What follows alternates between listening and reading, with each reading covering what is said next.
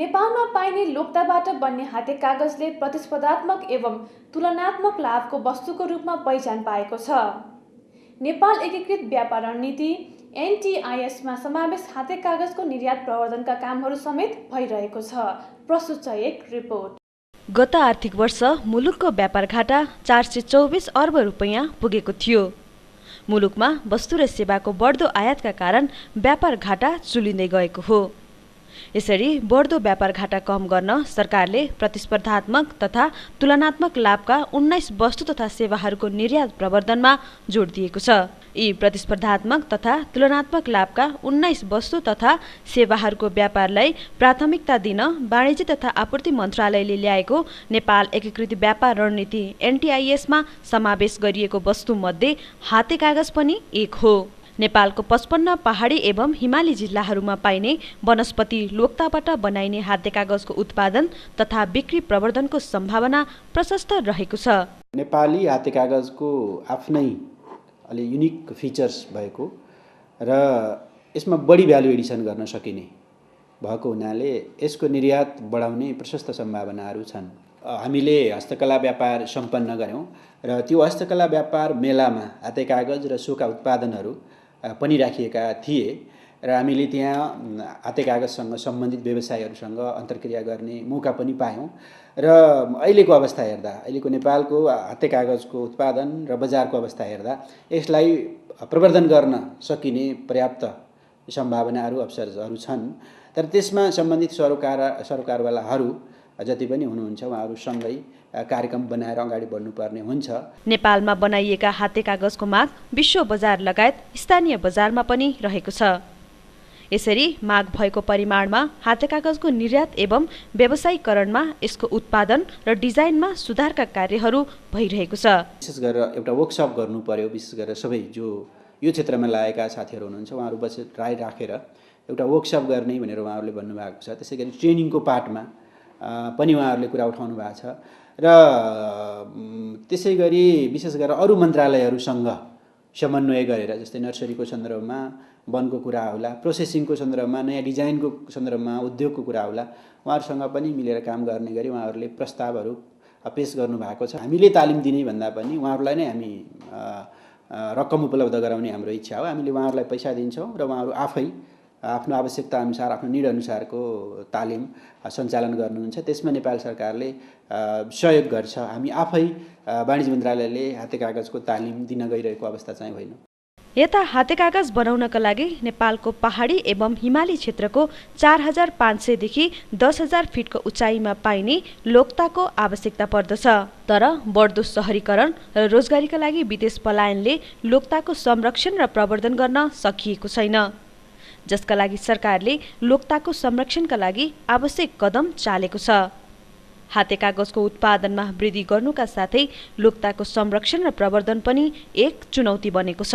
त्यो लोक्ता स्थानीय समुदायहरूले आफ्नो सामुदायिक वनभित्र भएका लोक्ताको संरक्षण गर्नलाई उनीहरूले त्यसको सर्वेक्षण गर्छन्। त्यसलाई उनीहरूले आफ्नो सामुदायिक वनभित्र कति परिमाणमा लोक्ता उत्पादन हुन सक्छ भन्ने कुराहरू, त्यो प्रजाति कति छ भन्ने कुराको आकलन गरिसकेपछि त्यसबाट दिगो रूपमा कति सङ्कलन गर्न सकिन्छ भन्ने उनीहरूले परिमाणको निधो गर्छन् अनि त्यो आधारमा उनीहरूले लोक्ता सङ्कलन गरेर त्यसबाट हाते कागजहरू बनाइन्छन्।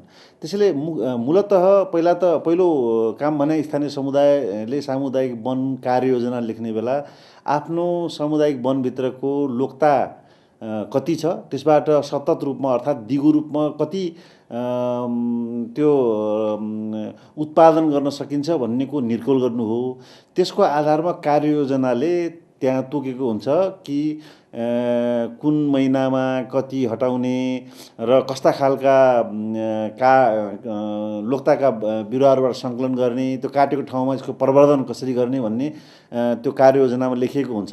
र म्याटेरियलको प्रिजर्भेसन्स र हाम्रो समस्या भन्दाखेरि अहिले के हदसम्म र म्याटेरियल प्रिजर्भेसन गर्नुपर्ने पनि देखिएको छ र म्याटेरियलको प्रिजर्भेसन्स मात्र पनि होइन, हाम्रो चाहिँ अब प्रोडक्ट डेभलपमेन्टको आफ्नै समस्याहरू छ र साथसाथै प्रोडक्ट डेभलपमेन्ट मात्र नभइकन हामीले हाम्रो एन्टरप्रेन्योरहरूलाई के हदसम्म एन्टरप्रेन्योरसिप डेभलप गर्नुपर्ने पनि समस्याहरू छ र हामीले नेपाल सरकारसँग यी कार्यक्रमहरू गर्नुको लागि केही अगाडि हामीले यो एनटिआइएस विङ्सभित्र नै हामीले प्रोजेक्ट प्रपोजलहरू पेश गरेका थियौँ। नेपाली कागज भन्ने कच्चा वनस्पति लोक्टा भन्ने त्यो पाइन्छ, जुनको चाहिँ एक किसिमबाट विशेष प्रकारको हो, जुनबाट कागज बन्दाखेरि कागज चाहिँ सामान्यतया अरू कुनै पनि कागजभन्दा बलियो, किराले नखाने र स्टोरेज गर्न सकिने र एक किसिमको क्वालिटी धेरै राम्रो गुणस्तरको भएकोले त्यो नेपाली कागज पहिलेदेखि हाम्रो देशमा प्रख्यात छ।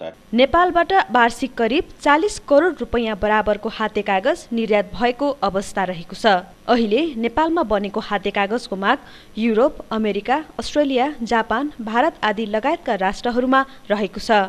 हाते कागज बनाउन चाहिने लोक्ता र यसमा कार्यरत जनशक्तिको अभावका कारण विश्व बजारमा माग अनुरूपको हाते कागज निर्यात गर्न सकिएको छैन।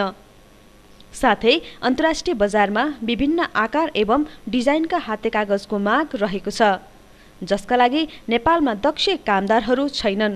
हाम्रो आपूर्तिजन्य क्षमता जुन छ, उत्पादन जुन छ, त्यो उत्पादनको भोल्युम निकै सानो हुनु हो पहिलो। दोस्रो, अब यो क्षेत्रमा जति इन्टरभेन्सन हुनुपर्थ्यो सरकारी र निजी क्षेत्रबाट, त्यो किसिमको लगानी अथवा इन्टरभेन्सनको कुराहरू हुन नसक्ने कारण र विशेष गरेर डिफ्रेन्ट मिनिस्ट्री बीचको हाते कागजको प्रवर्धनमा विशेष गरेर वन मन्त्रालय, अर्थ मन्त्रालय, उद्योग मन्त्रालय, वाणिज्य मन्त्रालय जस्ता मन्त्रालयहरूको बढी भूमिका हुन्छ। यी निकायहरूबाट हुने इन्टरभेन्सन अपेक्षाकृत रूपमा हुन नसकेको कारणले पनि हामीले यसको उत्पादन बढाउन नसकेको अवस्था अहिले छ। यो र मेटेरियल अलिकति माथिल्लो भेगमा पाइन्छ र गाउँघरमा केही हदसम्म अब हाम्रो पुरुष साथीहरू चाहिँ विदेशतिर जानुभएको छ, त्यसले गर्दा पनि अब माथिल्लो भेगबाट र मेटेरियलहरू काटेर ल्याउनु पर्दाखेरि यो एउटा सानो समस्या चाहिँ सिर्जना भएको छ। र त्यसै कारणले गर्दाखेरि हामीले चाहिँ अहिले नेपाल सरकारसँग मिलेर लोक्ताको प्लान्टेसनको प्लानिङ हामीले गर्नुको लागि प्रपोजल्सहरू पेश गरेका छौँ। र त्यो साथसाथै लोक्ताहरू देशभरि कति छन् भनेर पनि एउटा इन्भेन्टरी पनि हामीले निकाल्न सकेका छैनौँ, जुन कि प्राइभेट सेक्टरबाट हामी गर्न सक्दैनौँ। यी कामहरू गर्नको लागि हामीले चाहिँ कोसिस गरिरहेछौँ। युरोपमा, अमेरिकामा, जापानमा, अस्ट्रेलियामा यो जुन देशहरू छ त्यहाँ चाहिँ हाम्रो नेपाली कागजको गुणस्तर र नेपाली कागजको जुन किसिमको चाहिँ सामान हो राम्रो भएको कारणले उनीहरूले अलिकति चाहिँ के भने मन पराइदिएर अहिले हामी धेरै स्वदेशी जुन चाहिँ कच्चा पदार्थबाट निर्मित जुन उद्योगहरूमध्येबाट जुन वस्तु तयार गरिन्छ त्यसमा चाहिँ हामी चाहिँ हाते कागजसँग चाहिँ राम्रो अवस्थामा निर्यात गर्न सकिरहेका छौँ। यस्तै हाते कागजको प्रवर्धनका लागि सरकारले सरकारी काम कारबाहीमा यसको प्रयोग गर्ने जनाएको छ, तर यसको कार्यान्वयन भने अहिलेसम्म भएको छैन। नेपाली हाते कागजको इतिहास लामो रहेको छ। धेरै वर्षसम्म पनि यसको गुणस्तर नखस्कने हुँदा यसको प्रयोगमा जोड दिन आवश्यक रहेको छ। साथै हाते कागजबाट विभिन्न सजावटका सामग्रीहरू समेत बन्ने गरेको छ। यसको बिक्री एवं प्रवर्धनमा समेत ध्यान जान जरुरी देखिन्छ। निजी क्षेत्रका लगानीकर्ताहरूले एउटा सानो अथवा मझौला खालका लोकताकामा आधारित उद्योगहरू स्थापना गर्ने, त्यसले गर्दाखेरि के हुने हो भने स्रोतको व्यवस्थापन जिम्मेवारी स्थानीय समुदायमा छ र उहाँहरूले त्यो स्रोत त्यहाँ व्यवस्थापन गर्नुहुन्छ। र यो लगानीकर्तालाई के छ भने प्रत्याभूति के छ भने त्यहाँ स्थानीय तहमै त्यो कच्चा पदार्थ उत्पादन भएको छ। स्थानीय समुदायहरूले पनि एउटा आफू त्यहाँका चाहिँ निजी क्षेत्रहरूसँग मिलेर केही निजी क्षेत्रको लगानी, केही आफ्नो लगानी गरेर साझेदारीमा पनि उद्यमहरू विकास भएको अवस्था छ। नेपाली हाते कागज संसारमा एउटा महँगो कागजमा गनिन्छ र महँगो कागजमा गनिसकेपछि यो प्रोडक्टमा चाहिँ अलिकति मान्छेहरूले भिन्नै किसिमको डिजाइनहरू पनि खोज्छन् र त्यो कुराहरू त्यस्तो नयाँ किसिमको चाहिँ डिजाइनहरू हामीले यो कागजमा दिन सकिरहेको छैनौँ। त्यस कारणले गर्दाखेरि हामीले चाहिँ अहिले के गरिरहेछौँ भने हाम्रो एसोसिएसनले बाहिरबाट केही हदसम्म डिजाइनहरू ल्याएर हाम्रो एन्टरप्रेनरलाई डिजाइन सम्बन्धी केही ट्रेनिङ्सहरू पनि हामीले गर्ने कोसिस गरिरहेछौँ। र त्यसबाहेक पनि हामीले चाहिँ यो प्रडक्ट यो नेपाली हाते कागजमा डिजाइनहरू मात्र होइन कि यसलाई राम्रोसँग कसरी बनाउन सकिन्छ भन्ने किसिमको ट्रेनिङहरू पनि हामी गर्ने कोसिस गरिरहेछौँ। जति उद्योगहरू यहाँ त्यसमा लागेको छ, जुन कागज उत्पादन गर्नेदेखि लिएर त्यसपछि आएर जुन किसिमबाट जो चाहिँ के भने उद्योग व्यवसाय भएर जुन चलाइराखेको वस्तुहरू निर्माण गर्ने उनीहरूको लागत अनुसार आफ्नो चाहिँ गर्ने अनुसार सामान्यतया हामी वर्षभरिमा हाम्रो अनुमान के छ भने 30 देखि 40 करोड को चाहिँ हामी निर्यात गर्ने र करिब 20 देखि 30 करोड रुपियाँ चाहिँ स्वदेशी चाहिँ बजारमा नै हामी खपत गराउने खालले कागजहरू र वस्तुहरू निर्माण गरिरहेका छौँ हामीले। नेपालमा बनेको हाते कागजलाई निर्यात व्यापारमा मुलुकलाई पहिचान दिन सक्ने वस्तुको रूपमा लिन सकिन्छ। विशेष गरी महिलाहरूलाई रोजगारीको अवसर दिने यस वस्तुको प्रवर्धनका लागि एनटीआईएसमा सूचीकरणले पनि यसको निकासी बढाउन मद्दत गरेको छ। हाते कागज नेपालमा नै पाइने वनस्पतिबाट उत्पादन गर्न सकिन्छ। त्यसैले हाते कागज उत्पादनका लागि चाहिने लोकताको संरक्षणमा समेत जोड दिन आवश्यक रहेको छ। दर्शकवृन्द, हामीले प्रसारण गर्दै आएको यस अर्थको अर्थ कार्यक्रमको सुझाव र सल्लाहको लागि हाम्रो इमेल ठेगाना रहेको छ ibn@arthakoarthanews.com। साथै थप सामग्रीहरूका लागि www.arthakoarthanews.com मा लगइन गरी हेर्न सक्नुहुनेछ। हस्त आजको कार्यक्रमको निर्धारित समय सकिएको छ। म लगायत सम्पूर्ण मिटलाई बिदा दिनुहोस्। नमस्कार।